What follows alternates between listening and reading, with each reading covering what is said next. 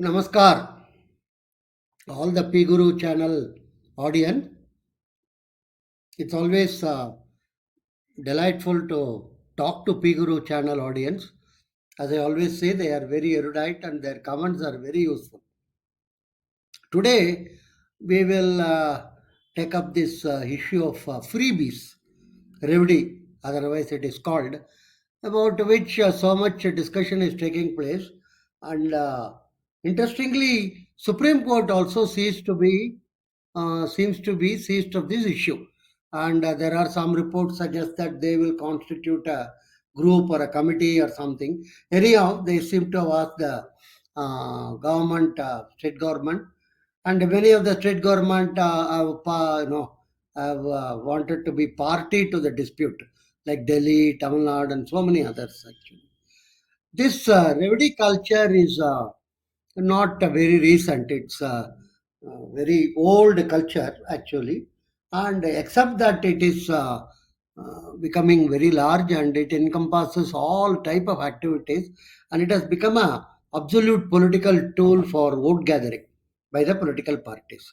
In the 60s, when Kamaraj introduced the midday meal scheme, free meal to the kids, in order to encourage them to come to school, many people were skeptical about it, but many others were supportive of it, that it's a good decision so that it will give the children to an incentive to for the parents to send them to school, etc.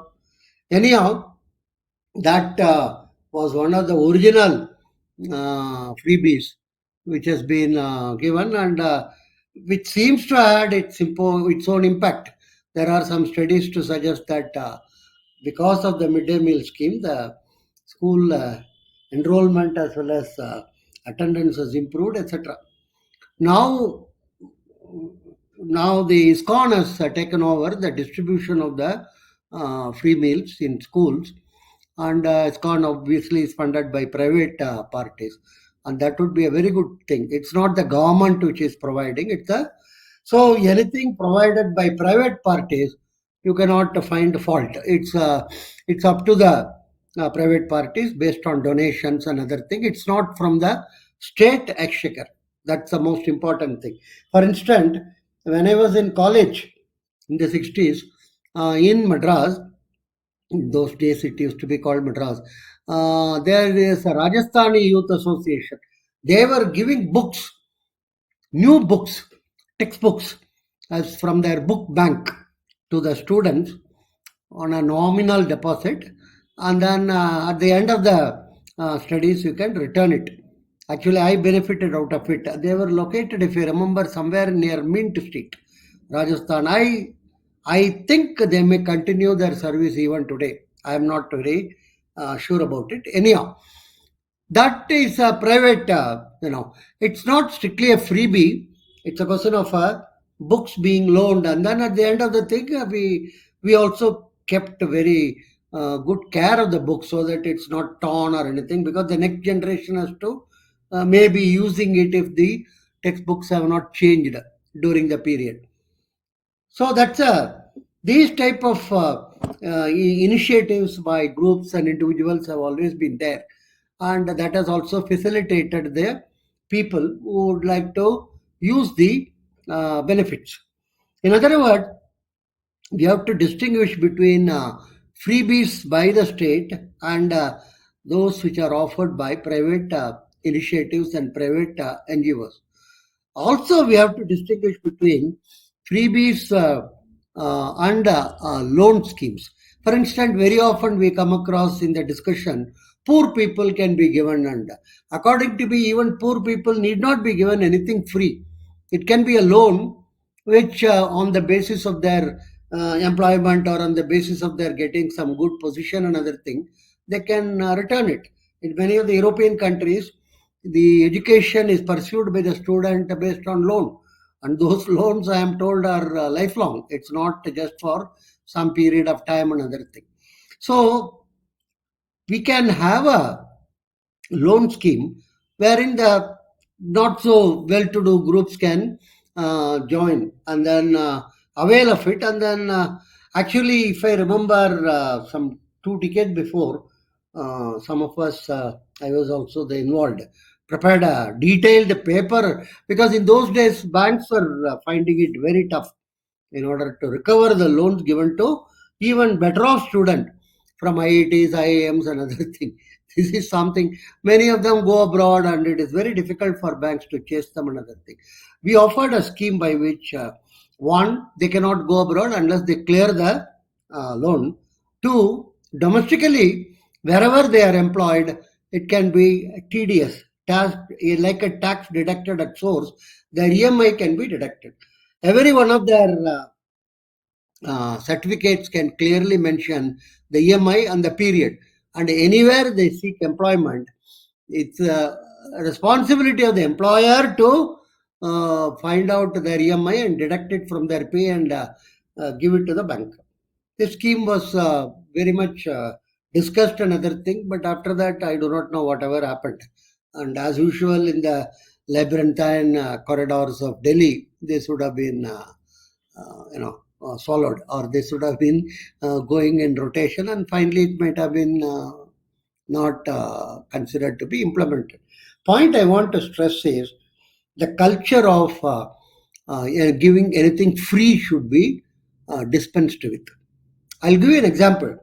In the couple of decades before, when Jayalalitha was the chief minister, there was a Tamil television channel interviewing a school girl. She's going to the school with her school bag and other thing, and in that bag itself, Jayalalitha's picture is there. Anyhow, that is common in many of the government to propagate their own leaders and other things. The interviewer or the man who is asking in Tamil, he asks her, who is providing you education? That girl says, Amma. You mean your mother? No, Amma, that Amma. That is, she means Jayalalitha. Who is providing you food? Again, Amma. Who is providing you books? Amma. So what has happened is, the entire responsibility of the family has been shifted to the government. In other words, families are getting nationalized in this process. There is a excellent book as early as 2006. I wrote about it extensively in Business Line that time. The Challenge of Affluence, Self-Control and Well-Being in US and Britain from 1950. This book is by our author. It's a very, very interesting book about one of the original research studies on the impact of freebies. For instance, today in US, more than 50% of the population is dependent on state or something or other, either the free stamps or free type of benefits in the hospitals. Any number of things are listed. More than 50%. What he says is, Professor Offer says is, the state or the political parties always give sensual arousal devices immediately. This is what, in the context of the television being distributed in the beginning of the century, I wrote about it actually. In Tamil Nadu that time, 65% of the households did not have toilet facility. But that was not considered as very important. Providing television. Similarly, the weaker section like SC, STs, it was more than 70%. They didn't have toilet facility. And the women folk of these families are the worst sufferers because they have to go out, and for which they have to get up very early in the morning and all that associated thing. Now I am sure things might have improved. But the point is, that time the focus should have been on building toilets for most in these households. But instead, television was considered to be important thing and distributed.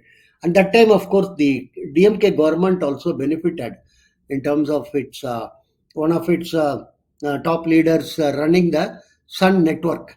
So the television channels began to be encouraged by the Sun network, and they, in a sense, they indirectly did not allow any other channel to come to the picture. The government, dominated cable in those days. It was not DTH. Cable was in their control.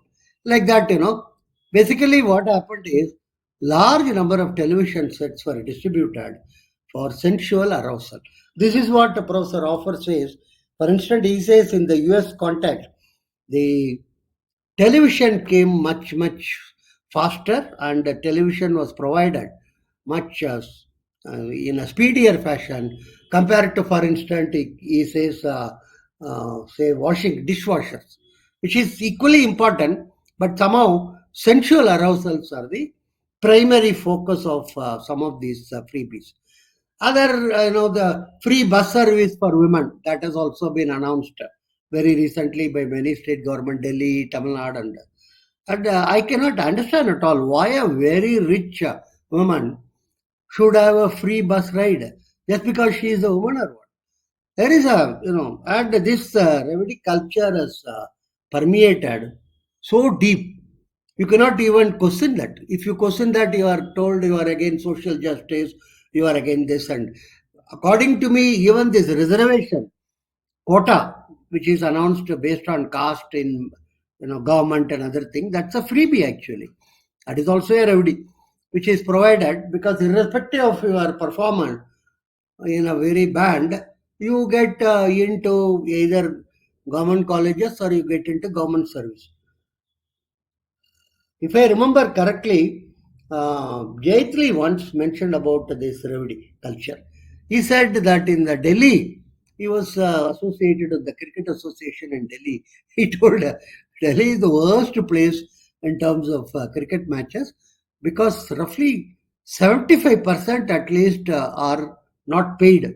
They are all free passes. It get distributed by the Delhi Cricket, whatever, Cricket Association or something. Whenever there is a test match in those days. So he used to jokingly say, we are all freedom fighters in Delhi. Free free of dam in the sense of cash or fund, free of money. We are freedom fighters. So Delhi is the worst in terms of, because everybody wants to claim that he knows somebody who knows somebody, like that it goes. And so they would like to get something free. Anything free, there is a, like in England, London, once I was going, some long queue was there. I asked, what is this queue for? Something is, given free. I was very sure there will be a couple of Indians standing in that queue. So we are very fond of this free business. And in the process, what has happened is, as I told you, when the families have been given up in terms of the responsibility and the state has taken it over, the family's individual duty to the family is getting less and less. Everybody is talking of rights only. Nobody is talking of duty. And as I always maintain, when you come from abroad, any location you go abroad and you come back, and you come through after the immigration, you come to pick up your boxes and other thing in the conveyor belt. You come by the escalator. The first thing which hits you is a huge board called duty free. What they mean is duty free of all this liquor and good, but duty free it is written. That means you have entered a country where there is no duty to be recognized. You don't have to worry about any duty. It's only about rights. It's interesting. The word dharma in our language means both duty and right. It's your dharma to do certain thing based on your duty. It's your dharma to get certain thing. It's based upon your right. But that word is not to be used, or that word is not to be found. So we have become a right-based society, and also in that Revdi-based society. And so in the process, families have been taken over by the government. What I call families have been nationalized. And worst part of the whole story is distorted consumption basket is created. For instance, free power is given to the farmers. I cannot find any logic or reason, because farmers already are not paying any taxes on their income, but free power is given. Some of you may remember, I do not know how many recollect this, In 2009, in Gujarat, when Narendra Modi was the chief minister, he hiked the power tariff, and it was before the poll. There was a huge opposition, and as usual, Kisan Union, and including those which are affiliated to RSS, they were fighting another thing. VHP, so many groups were. That was one interesting election where Modi ji has to fight Congress. Modi ji has to also fight his own, his own party's various fronts. He made it clear in the election speeches. I was that time associated with the Gujarat Electricity Board for some project, another thing, and we prepared an approach paper, some of us, in order to justify his stand. He told very clearly, look, you want free power, I will give you, but you won't get any power, no power. 1 hour per day or something only you will get. That's a free power. Or you pay for it, I will give you 24-hour uninterrupted power. You don't have to get up in the middle of the night and walk into the field to switch on your pump when the power comes. I will give you three-way connected power. You choose. And interestingly, he won the election. He was not, everybody told that you are going to be defeated. He didn't lose the election. In other words, our farmers or our people are sensible. It's not that they are, once you present the facts, and then today, incidentally, one should know that in the last couple of years, GEB, Gujarat Electricity Board, is one of the surplus electricity boards in the country. It's surplus actually. And that surplus, unfortunately, due to technical issue and other thing, is not capable of being given to other deficient state immediately. I think they are overcoming that by improving the load factor and technical issues. Anyhow, that's a separate issue. So there is no need for giving farmers free power at all. And some ministers say in some of the states that farmers are poor, and this is all humbug. They have never visited any farms recently. There are farmers who earn more than 50 crores and 100 crores and other thing in cash crop. And it's not the old time when the farmer cannot decide the price. Contract farming, the future prices are fixed by the corporate to buy from the farmer.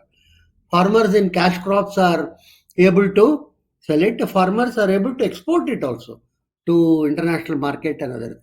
And the farmers are not illiterate or anything like it is being made out. And I think some of these political leaders are just making it up in order to thrive on some of these what I would rather call rabble rousing and populist schemes and other things. So farmers can be charged, and even if they are really very very small, and then correspondingly certain lower tariff can be imposed on them, or they can be given loan which can be repaid much later. According to me, providing loan is a much better, with the condition of repaying. This loan and repayment culture should be encouraged rather than Revdi culture. And some places, and some try to have this hair splitting difference between Revdi for productive purposes, Revdi for all. Revdi is Revdi only. There is nothing different. All freebies are freebies. Anything which goes out of the state is, and there is huge amount of leakage. That is another issue. Government announces 1,000 rupee will be given. And finally, the beneficiary may get around 600 or 500 rupees. Intermediaries will. Now, of course, direct benefit transfer facilities are there. But still, there are huge amount of leakages taking place. So, one would definitely say that we must come out of this Revdi culture. And this has become a tool for election purposes. For instance, in the last election in Tamil Nadu, they promised every household, housewife will get 1,000 rupees. I do not see any reason why every housewife should get 1,000 rupees, including bank managers and including people who are well-to-do chartered account, all households will get 1,000 rupees. Most absurd type of a formulation and announcement. So it is not even targeted anymore to a specific group. For instance, the recent release national surveys reveal that the poverty line has come down significantly in the aggregate in India as well as specific states. For instance, Tamil Nadu, it is estimated and told by the Niti Aayog only 4.4 plus, that is something like less than 5% of the people are below poverty line. And these contemporary developments are not even taken into account, and again we are falling into the Revdi culture. So Revdi culture is not going to be helpful. It will be self-destructive for most of the state government, and beyond a point, the causes of success will become reasons for failure. You cannot stretch your state resources in the context of not taxing agriculture income, which falls under the state power. So I think time has come to revisit this, and it can't be used as a political tool to win election in the name of social justice. I think time has come. Financial prudency and frugal attitude, along with long duration impactful programs like providing water supply to people, providing power to people, providing toilet to people, these are drainage, these are very important, roadways, these are infrastructure related and long duration instruments which should be provided, which will facilitate and help the people rather than this short term type of giving this and giving that another thing. So thank you very much.